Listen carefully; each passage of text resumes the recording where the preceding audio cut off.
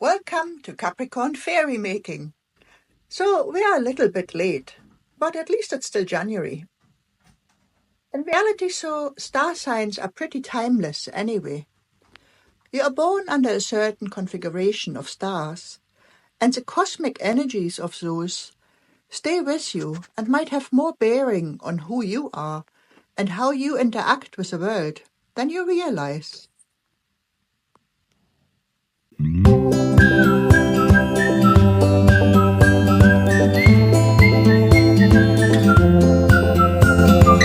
The star signs of the zodiac are a complex lot. There are 12 of them, one for each month, and those are divided into 4 elements: earth, air, water, and fire. Capricorn is one of the 3 earth signs. Those tend to be practical people. They value honesty, integrity, and common sense. They love nature and feel deeply nurtured by it. It grounds us. Capricorns are blessed with an understanding that none but they themselves is going to make it happen. It's like they take themselves seriously enough to get on in life and look after their own needs. They are also good at getting those qualities out of other people, which makes them great bosses or figureheads. Capricorns have a certain presence and charisma that other people have to work hard to achieve.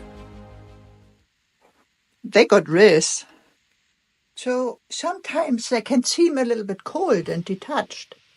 This quality also helps them to be more objective and make good decisions. With Capricorns, you get the sense that there is a lot more depth, a lot more going on behind the scenes, an earthy richness and resourcefulness that they can't help but to exude to others around them.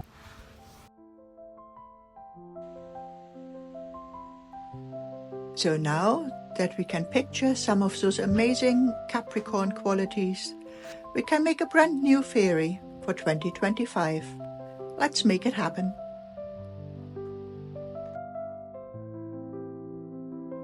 Hey, I'm Nikki from Aurimora. Just a quick reminder to like and subscribe if you like my videos. It helps me to make some more of them. Okay, bye. Thanks for watching. We've got our skin-colored merino, some utensils like scissors, felting needles, tape, thread. Then we need a nice brown for her dress. Now this brown is almost a bit too warm for my liking, but I haven't got the other one. I haven't got that one anymore apparently. So it is what it is. Okay, so starting with the skin color for the head, I cut off a piece actually. That's about 8-9 inches long, about nearly 20 centimeter. And I did quite a long introduction on how to make the head in my snowdrop video. So if you want a bit more detail on the whole story of how to make a nice head, then maybe you can look at that and see if you get more. Yeah, pull that off. You see the thickness of it is about, without pressing it too much, so it's quite chunky. But her head is quite chunky, and it's quite important, I think, for her proportions as well, that her head is really nice and round and firm. Well, as firm as I make them, because it needs to hold the horns quite well, obviously. So pull out the ends a tiny bit. I'll make a nice knot. Sorry about this ugly plaster, but I scraped a bit of skin on my finger yesterday.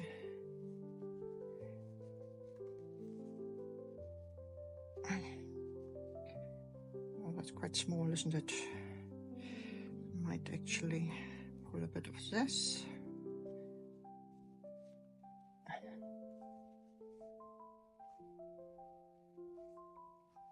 And then I build up the head a bit more.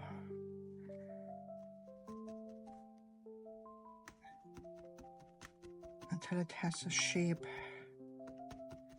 and size I want. Maybe I should aim for a rather smaller version, a bigger one. For some reason, smaller things always seem to sell better than when things get too big. That's really the main reason why I'm trying to not let things get too huge. People prefer smaller things. Most of the time, I find. Okay, so that looks quite nice. Let's see when we fold it over.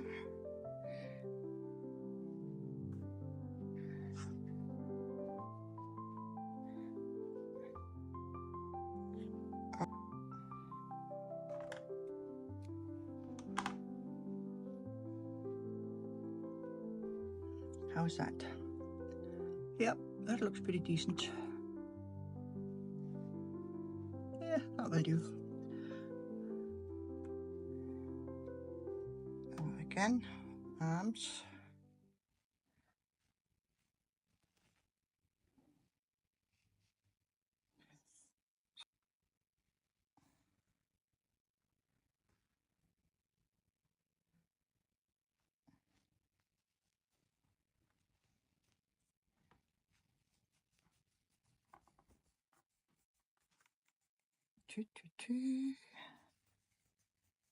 Twirly arms. Yeah, I think she's going to be much better. Her arms are really quite long, so I'm going to leave these ones quite long as well for now. And then we can adjust them a bit later. And yeah, you see, the legs are much better in proportion as well. We might not even have to add extra bits. So just doing her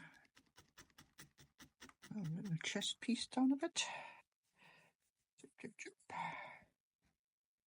a bit long to work with. Trim them a little bit more.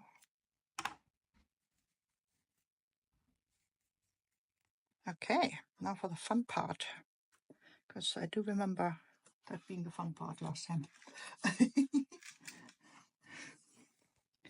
So I'm pretty sure I used pipe cleaner for that. Really grayish sun kind of color. As long as the colors go together nicely that you use, you should be all right. So I haven't made this one for ages, so I don't really know how long it was supposed to be, but I'm just gonna roughly go with that, like.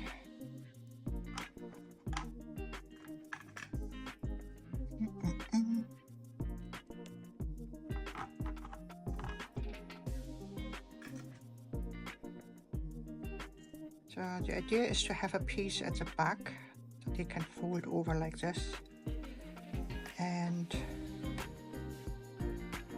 horns of equal lengths, and you can turn it over a bit while it's nicely secured on the head. It should be long enough. So that piece is about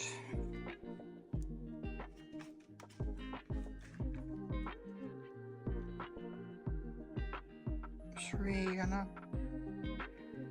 3¾ inches.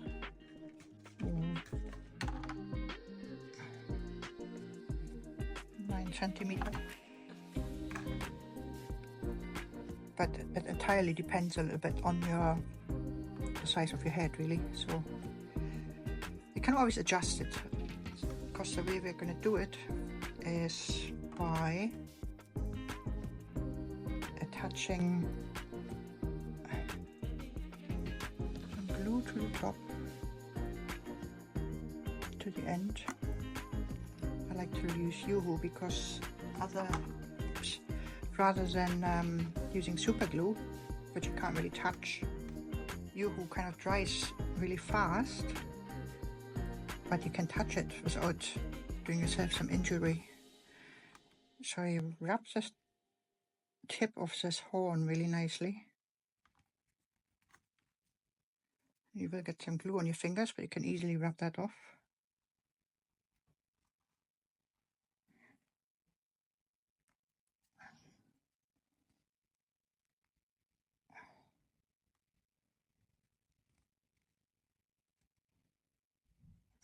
And then just rub it down the first layer.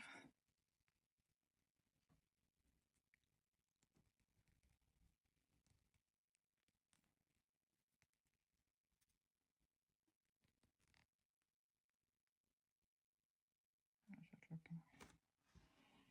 A little twizzle. Make sure it's nice and secure.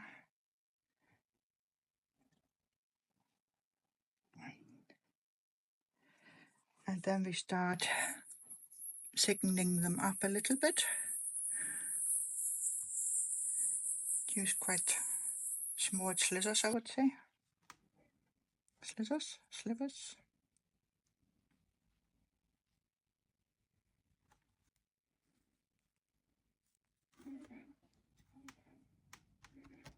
Goat horns, I think, are quite thick at the bottom. They've got a really solid base, so let's try and catch that a little bit more, I think. So with some embroidery thread, just to give it this twisty kind of look. So it can be a little bit thicker to begin with. Same on the other one. Right. Both of them.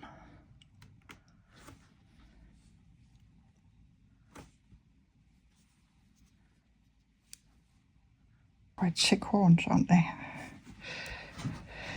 I think I'm gonna actually do the wrapping right now, because if that doesn't turn out right and you're trying to do it on the fairy, it's gonna be a mess. So I think I used a sort of half thread for that. Again, try and find the color that blends in a little bit, but does give a little bit of a contrast to it. Just maybe don't use a full strength. I think I'm going to use like 4 strands of the embroidery. Just pull out the rest. You can use the rest to hang it up with or something. Then we need a needle. Agreed not to make, but sometimes it's very useful.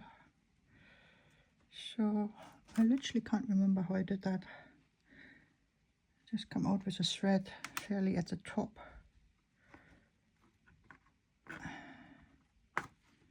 And poke your finger.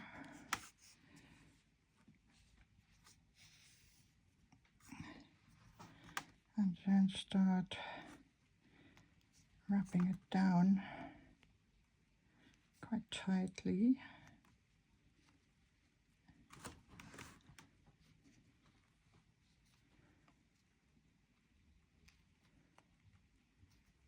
To get that nice,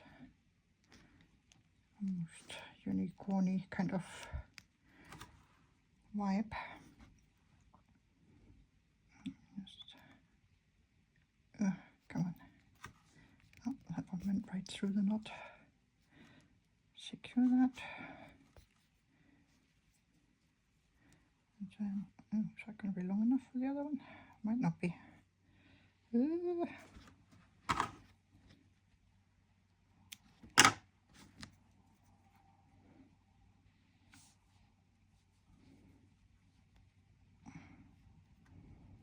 Shall we chant it?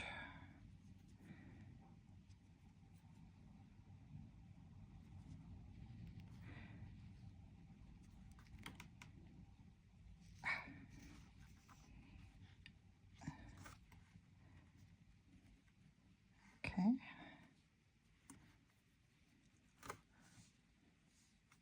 Oh, not on top of each other.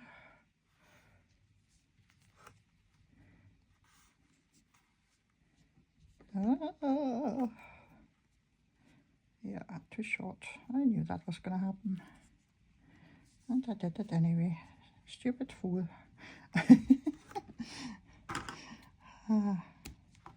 Make sure it's the same thickness. 4.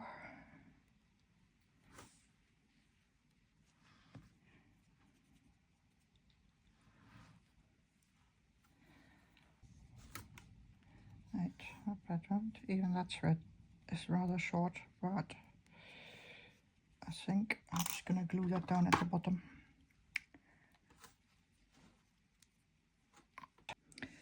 So before we put the horns on the head, so I think I'm gonna put the dress on first. And again, a closer look at the proportions. If you watched the first video where I said like, oh, don't make sure that this bit here is not so bulky, this long, 20 centimeters. And we have to, oh, hang on, I can't do it on camera. I have to pull it apart rather than cut it, so it's got a nice flowing edge to it, flowing end that we can form into whatever we like. And I might actually pull it open a little bit, and then I can wrap it slightly inside, like so, and get this nice, clean, bulky look. So I'll make another piece. Right, so nice, bulky looking piece. Again, I might open it a bit.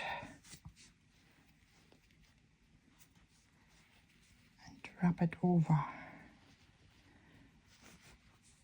wrap it to the inside so it's more, so it gets smoother.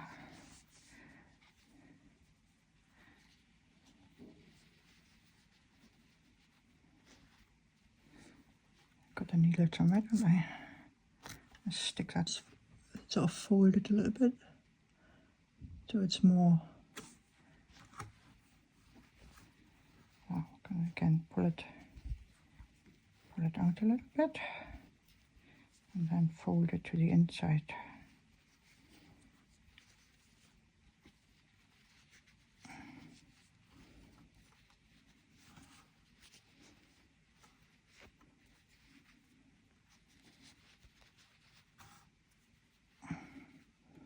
Then you get more of that shape going.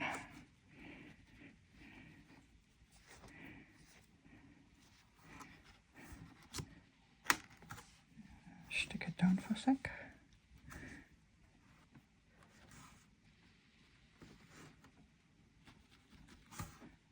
So it doesn't completely come undone again.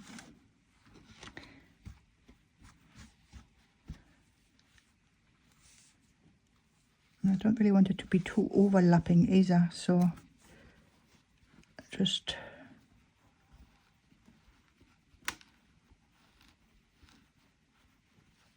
actually, I don't really want it to be overlapping at all. I want it to come together.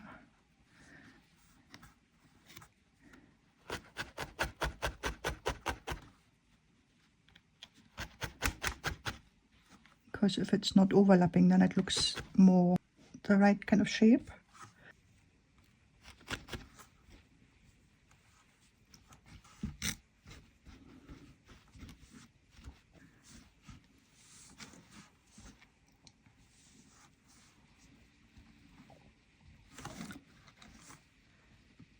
It's just much chunkier, isn't it?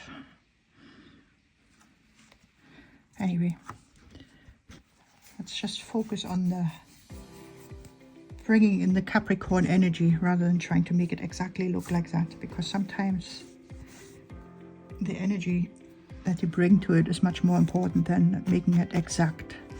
So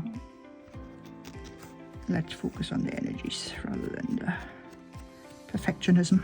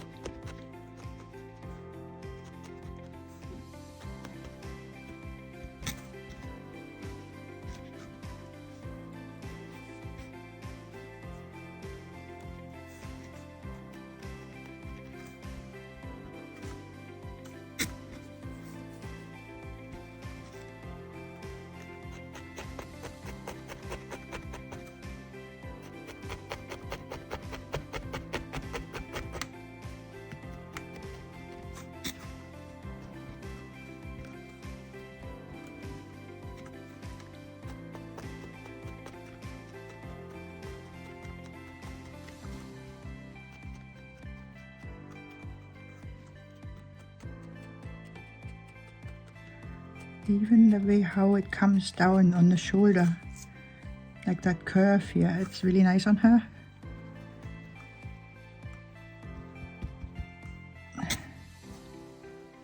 Ah.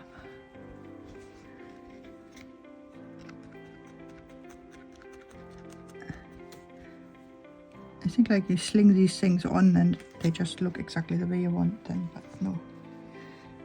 Every fairy has a slightly different style to it.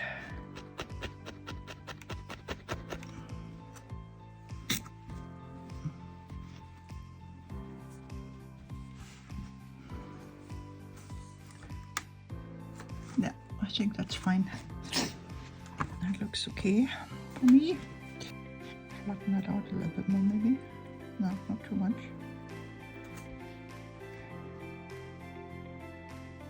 So they're about here. And then I start securing that a little bit.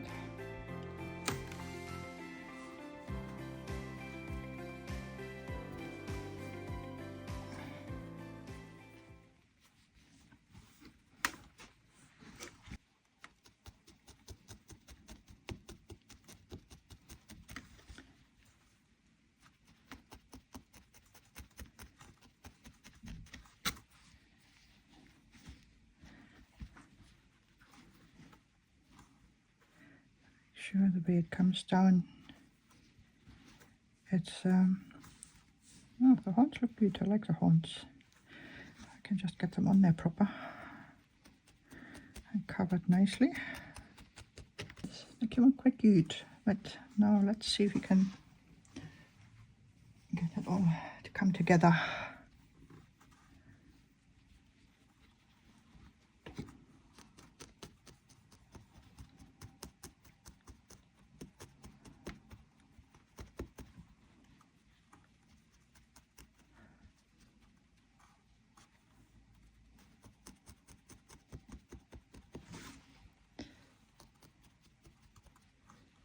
So now I'm just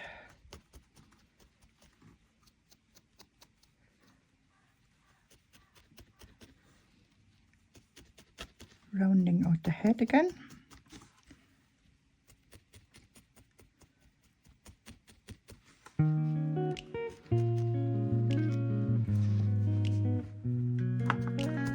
Ah yeah, Capricorn.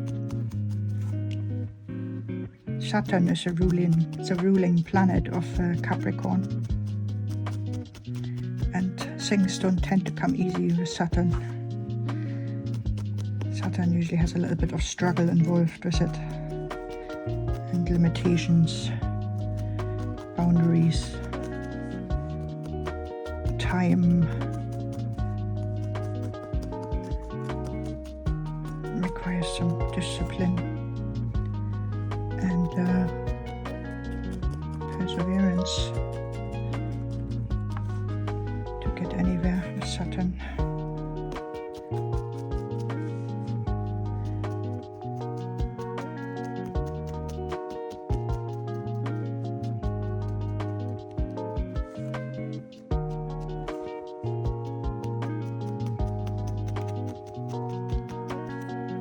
I think if they're closer to Sagittarius, they're more charismatic ones. If they're more towards the end of Capricorn, they tend to be a little more authoritarian.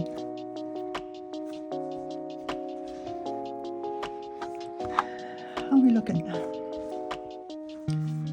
Yeah, not bad, not bad. Other brown and put some of the dark in, merino.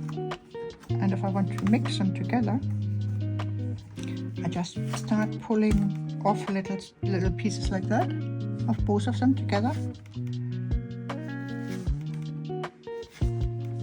and just slowly just kind of start nicely smoothly mixed together. So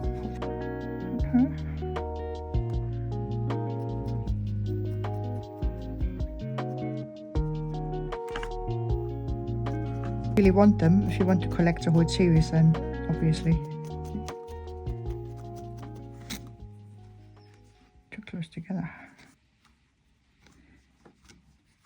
Amazing, isn't it, how that dark color, it suddenly just kind of really brings it into focus. How long is this video? 47 seconds so far. Minutes. Of Monchi cheese. Remember those? In the 70s? They were cute. I used to love them.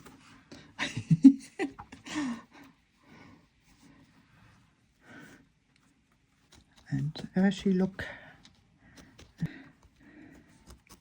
need a bit more brown in between there.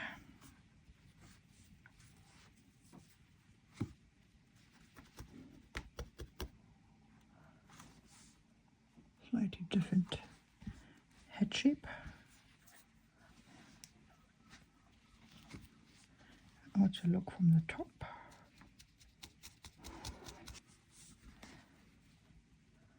Okay. And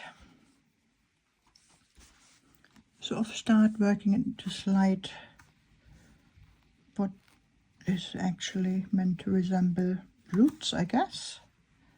Just pull them apart a little bit. And don't pull all of them all the way up,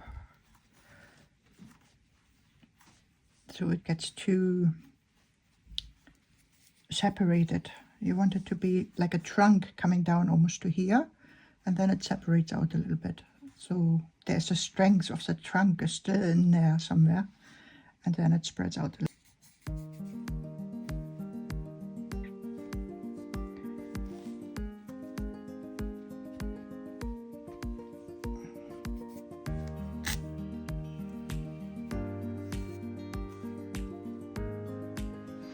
Under.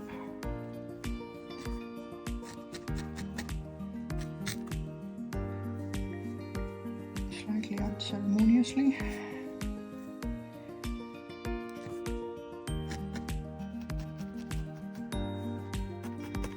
I think I'd like to give her a bit more of a waist. Toop, toop, toop. You can really start to see how much bigger.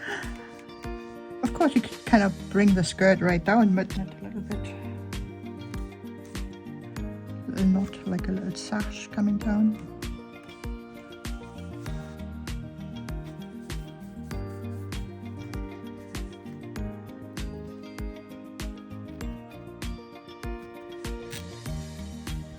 Okay. Okay, back on. So I touched that, and now I'm going to put a few choice pieces of rock and like little seed-like looking pieces, seeds that go in the earth. Try and make it look nice.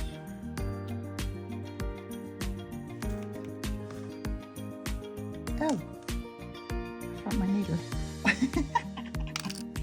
So that's like a couple of bits of rocks between the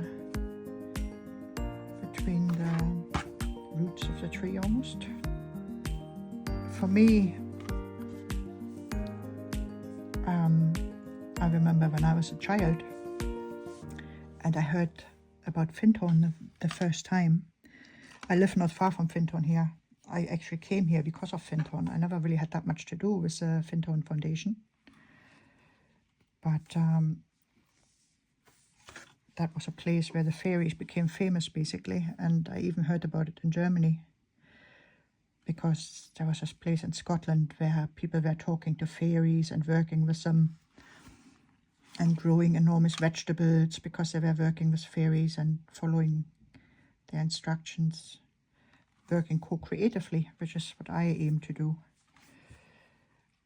And to my childish logic, I think I was about 7, and my thinking was, wow, if there are fairies, then there must be a god, right? Because there's no way that there's these little beings and there's not a big being that is in charge of it all. So I think I already considered myself a Christian at the time, from the time I was about 7. And So these two things have kind of gone hand in hand for me for a long, long time, all my life really. That I'm a Christian, but I also have the understanding that there is nothing wrong with nature being part of that spiritual realm, like angels and nature spirits and fairies are just another level of that is more involved directly, maybe, with our Earth level. And yeah, every plant and every stone and everything in nature has got their own overarching spirit that takes care of the thing, because things don't just exist on a material level, they also have a spiritual spiritual dimension to them, in the same way that our bodies are not just physical, they also have an etheric form and an emotional body and a mental body and a higher kind of spiritual body. And all these bodies work together, and ideally, oh, that kind of gone off a bit of a tangent there.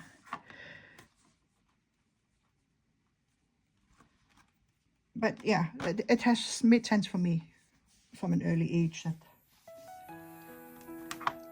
God is nature, and nature is not God. God is much bigger than nature. So I don't worship I don't worship nature, I don't worship the creation, I worship the creator.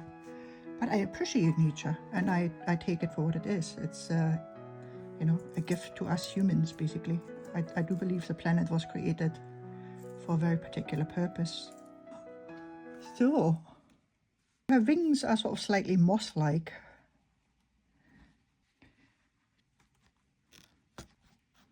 Quite sick, but I don't.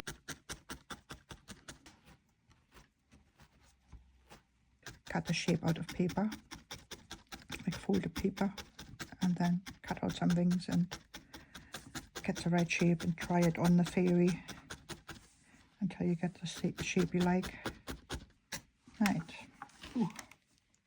Cut off the fluff in the middle. And then I'm going to give it a little wrap.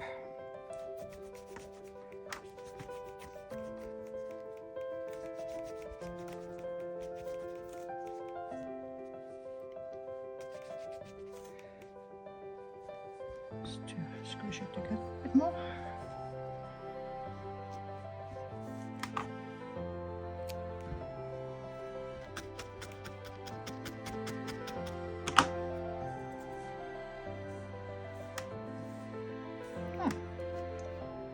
I think that's pretty decent. If you want to have a little bit of a pattern on there, let's see what kind of pattern might go nicely with our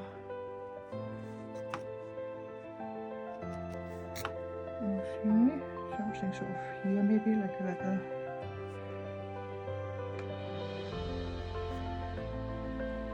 slightest suggestion of a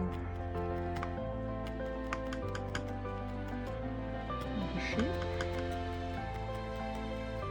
I like it when there's just sometimes a little suggestion of something, then everything being shaped out to the minutest detail.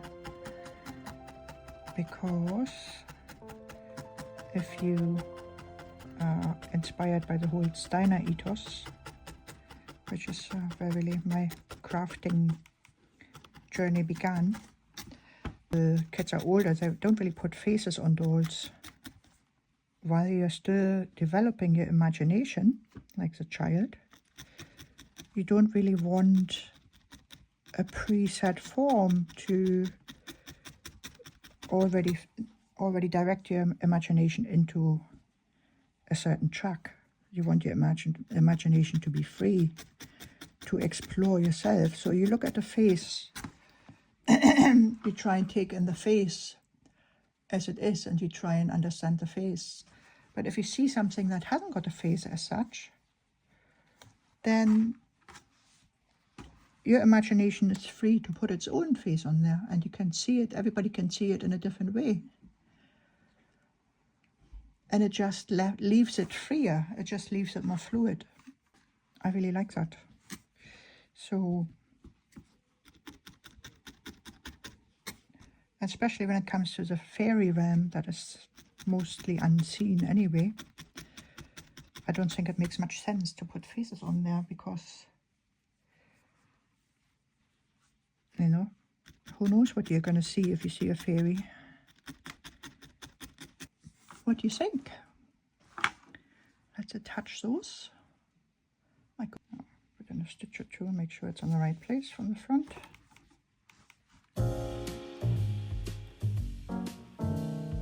That's more the sort of classical fairy shape rather than this shortened shape.